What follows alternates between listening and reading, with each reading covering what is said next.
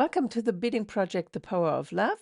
You can find the written instructions for this pattern on my website, trytobead.com, as a free download. Here you see the video instructions that go along with the written instructions. And we make a bracelet with 9 strands. You can make it with a lesser number of strands if you prefer. We use size 11 beads in color B and 9 different colors A. I used beading thread, Mayuki beading thread, 330 D-Tex. That's also like 1G. And we need a beading needle size 10 or size 11. I don't cut my thread end of the spool. I leave it so I can later continue with my thread on the other end. Pick one of your color A beads, and then we start stringing 4 size 11 B beads. We make a ring by passing back through all the 4 beads, and then I weave again through the very first bead here. In this way, we have this overlap of thread in the bead, and if I pull it tight, then we have this tiny little ring of 4 size 11 B beads. I'm holding it, as you can see also in the written instructions, so my thread is exiting from the right bead here, going up. I string 3 11A beads, skip 1 bead of my little right angle weave unit here, and weave down through the left-hand bead here on on the left-hand side of that right angle weave unit. And then I weave through the 11B bead here at the bottom, back to the right. And then I will weave up through the side 11B and the A bead on the right-hand side. And you see, when I pull it tight, you can see that the middle 11A bead and the middle 11B bead are kind of in the same position, so they overlap. Now, when I hold it like this, where my thread was exiting from the right side, the 11A bead should be up front, so in front of the 11B bead. The 11B bead is pushed to the back. Now we turn the whole thing around. This is the front. Now we look at the back, and you see now the 11B bead is up front and the thread is exiting from the left-hand side. I string 3 11Bs, I skip the 11A in the middle, and then I weave down to the 11A and B on the right-hand side. When I pull it tight, I bring this 11B bead in the middle up front, so it's pushing the 11A to the back. Again, I weave down here at the bottom position through the 11B bead to the left-hand side, and then I weave up through the 3 beads here on the left-hand side. That's a little bit fiddly for the first couple of stitches, but once we have a little bit of that strip there, then it's easier to see. It's very important that you always change between front and back from stitch to stitch. So exiting from the left, looking at the 11B beads, now I turn it around, so my thread is exiting from the right, and I'm looking at the 11A up front. Now I string 3 11As, I skip the 11B bead in the middle, I weave down to the top 2 beads on the left-hand side. I pull tight, I bring that middle 11A bead again up front of the 11B bead. I string 1 11A bead now for the bottom position here and weave up to the top 3 beads on the right hand side. This is the setup part already. The setup part is finished now because we have 2 right angle weave units in 11A on the one side and in 11B on the other side. Now I turn it around again. As I said, from stitch to stitch, you will always turn it around. Thread is on the left. We string 3 11B. We pass down to the top 2 beads on the right hand side. We cross through the second 11B here in the middle, counted from the top down, and then I will weave up on the left hand side through the 11B, the A, and then I also have to go up through the 11B bead. That was the first bead I was adding in this step. See, again, the 11B bead is up front. Now I turn it around, look at the 11A beads, string 3 11A, go 2 beads down on the left-hand side, cross through the bead in the middle. When your tension is not too high, you can just do that in one stitch. So I'm going through the bead in the middle towards the right, and then on the right-hand side,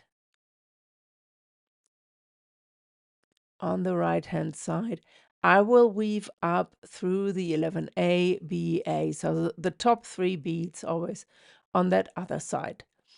And I'm exiting here. Turn around again, and that's repetitive now.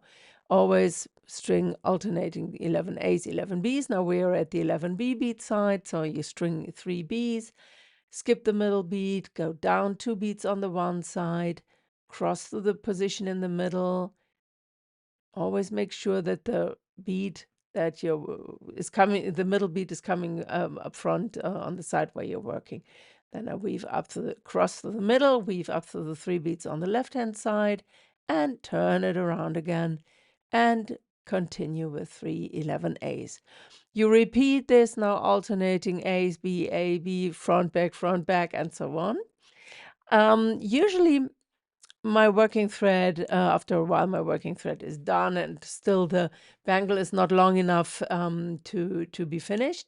So that's why I leave the tail end on the spool. So once my working thread is done, I will just weave in that end here on the side. You see, I'm ending here with a color A unit. That's only important later when I start zipping on the other end, but this I would show you in a little bit. So we're weaving in the thread. You see, I'm just going down on one side a little bit, then I weave through one right angle weave unit here, preferably at the inner side, so along my 11B beads here, because usually the color side is the one that you're wearing on the outside. Now, then I go further down a couple of beads straight ahead, because if you do it like that, then your thread will not stick out later on when you cut it off now. Then I cut another part of thread from my spool, continue working with that one, depending on how much thread I still need. You can adjust it there. Then you keep going until your rope is long enough for your bangle. You see, I continue from the other end. It's looking exactly the same as the end that you were working on, so you can just proceed in both directions. So, and once your piece is long enough, then we can start zipping the entire thing. And you remember on my other end where I was securing the thread, I ended with my color A. So the last unit that I make on my active side is a color B unit, and then I will zip with the color A unit. And I exit from the B here on the side. I string 111A. I'm passing through the 11A bead here on that other end. So we're zipping first on our outer side, on the color side. Then I string one more 11A, and I weave down through the top 2 beads here on the other side, the 11B and the 11A. And then I will weave around in the circle as we know it from before. So I always cross to the bead here in the middle, the 11A bead here in the middle. Then I weave up on the other side to the A, B, A, and then I will exit here. You see, there's now, it looks like there's only a gap where you have to add an 11B bead left and right, but we have to keep going in this emerald stitch that we're doing here all the time. Otherwise, we're not joining all the beads correctly. So now I'm turning the thing around. So I'm kind of twisting it. So my back comes up front. That's the front side. That's the back. So now I string 111B bead. And I'm passing through the 11B of the other end there. You see, I'm not going directly straight up. I string another 11B, and I'm going down on the other side through the 11A and the 11B here on that side. That's following the same stitch as you did all the time. Now I'm crossing through the center, and you can see here that the beads are not properly connected otherwise. There's no right angle weave connection between those beads where I'm passing along right now. So go 3 beads up, as usual, that you're not losing the orientation. And then we turn it around and we go to the outside again, and we weave on the 11A side. You see, the beads are also not properly connected yet. So I'm going up through the 11A bead here. I'm not adding any beads here anymore. I'm only weaving through the beads. I go through the middle bead, and then I go down on the other side, 3 beads down. That's the first bead I'm going down. Then I have to pass through the following B and the 11A bead. Then I'm crossing through the middle again to the other side, and I'm weaving up through the 3 beads on that side. So it's the 11A, the B, and the A. And then I'm exiting there. And one last time, we have to go to the center, to the inner side again. So you turn it around, and you see there's still some beads not properly connected. That's what we do now. So you weave forward into the 11B bead, then you pass the bead in the middle, and then you go down 3 beads on the other side.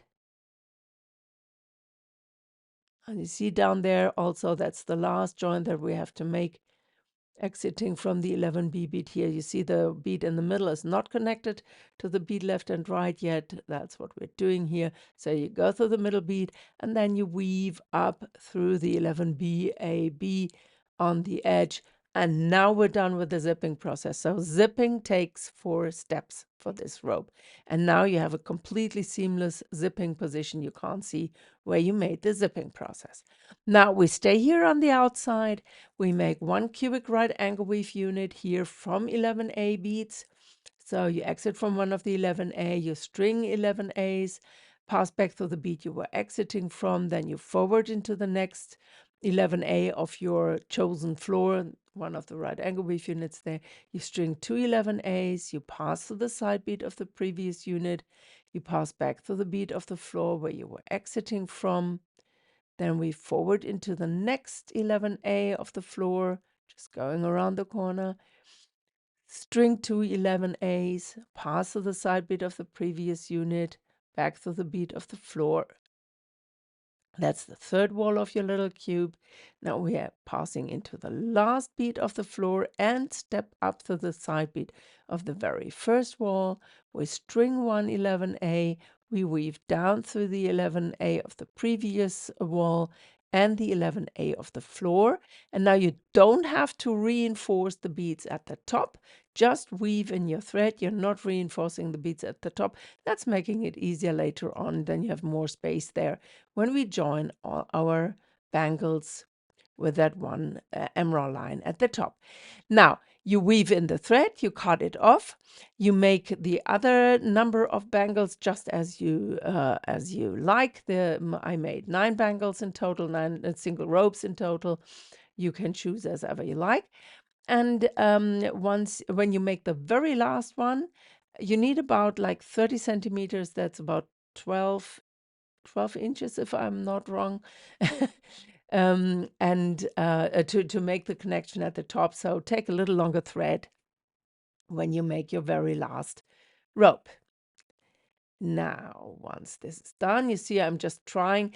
You should easily get this first single rope over your wrist, that it's not too tight. It's a robust one, but when you have more than 3 or 4 of these ropes, then it's getting a bit tighter at the end to get that over your wrist. Now you see I prepared all my ropes. I brought them in the right order as I want to join them, and I'm just leaving them like this on my hand so I can just join them one after the other.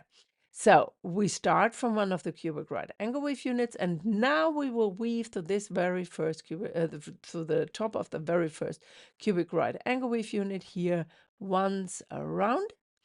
And then I'm adding to the outer end. That's where I'm now. I'm adding 1 11B bead here in both corners of this unit, and then exiting towards the next crow unit or the next rope. I string 2 11Bs, and then I'm passing through the side bead here at the top of the next crow unit, of the crow unit of that next bangle.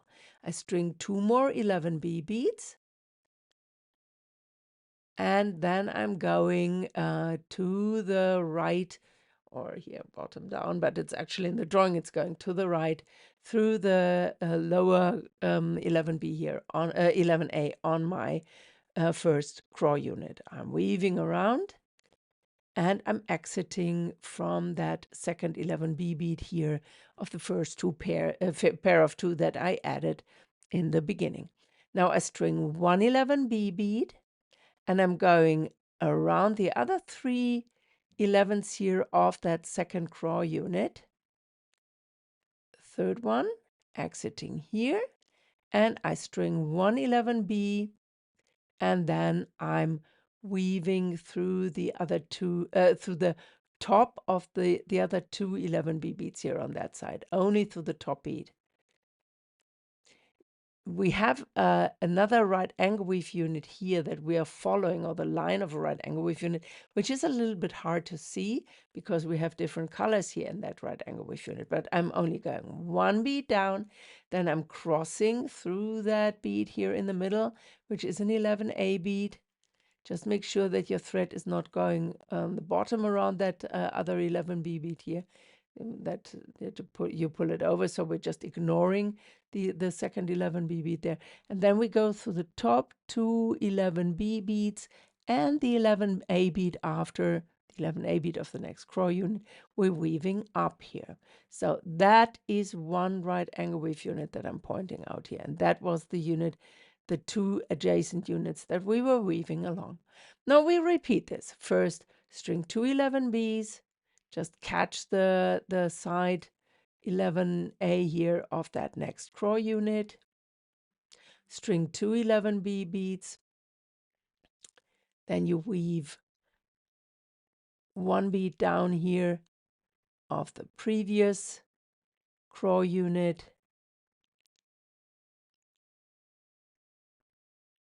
then you cross through the center bead here to the other side, and here that's the thread word. That's sometimes it's trying to flip underneath that bead. We want it to be on top so that it's not going around this bead. So, and then you go through the top 3 beads here on the other side. You string one 11B bead and pass through the other 3 beads of at the top of that third crow unit here. So I'm going around there. You see, in this way these beads are being joined, and I don't have additional thread in there from reinforcing it in the first place. So that's why we didn't do that. Now go one bead down, one 11B bead down,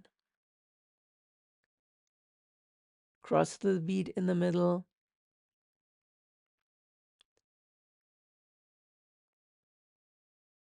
and then weave the last 3 beads up, so the two 11Bs and the one 11A. Yeah, and you repeat it like this, so we will join one unit after the other.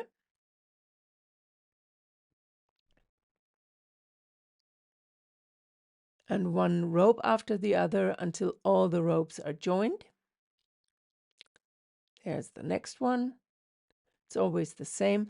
The point is when you really look it out, and when you focus on the fact that you are always passing along the outline of 2 adjacent right angle weave units, and you can pass along the outline of 2 adjacent right angle weave units in MRAW because we have these filling beads that we put in there along the edges. So if you like, the middle of the 3 11B beads that you can see here between the 2 lighter or 11A right angle weave units, the middle 11B bead is part of another right angle weave unit here in that row.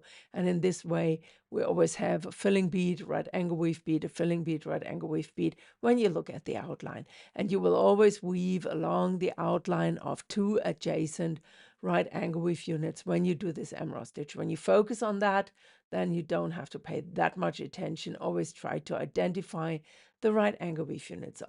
Although here I have to admit it's a little bit tricky to identify them because of the different color. So before it's getting too boring, I think I will make a little break and make a little cut and join the other ones secretly without you watching. Here it's done. Now there's only one last thing that we have to do. When you make the last step here, you see I'm adding my last 11B bead here. Then there's one last thing that you will weave once around the 4 beads of the very first, very last right angle weave unit or a cubic raw unit, and thereby you add these 2 11B beads here in the corners. That's the same that we did in the at the other end, so to fill these corners there, and then afterwards you can weave in your thread and cut it off. You see I'm just going through the beads of this very last right angle weave unit here, and then you can weave in the thread and cut it off. Usually I'm just weaving along the entire outline here to strengthen it additionally, because there, of course, there's little stress on this row. So if there's still space in your beads, just go all along the outline once or twice to secure your thread, and then you can cut off the thread. And now I'm showing you at the end a little trick how to get this bangle best of your hand, especially when it's summer and the skin is a little bit sweaty. Then it can be quite difficult to get that over your wrist. And there's a little trick. If you move this clasp kind of part over your to the back of your hand, and then you just pull the bangles one by one over your thumb, then you see that it's easy to get that over your wrist, and then you can still have a gentle drape, and it's not too wide at the end of the day.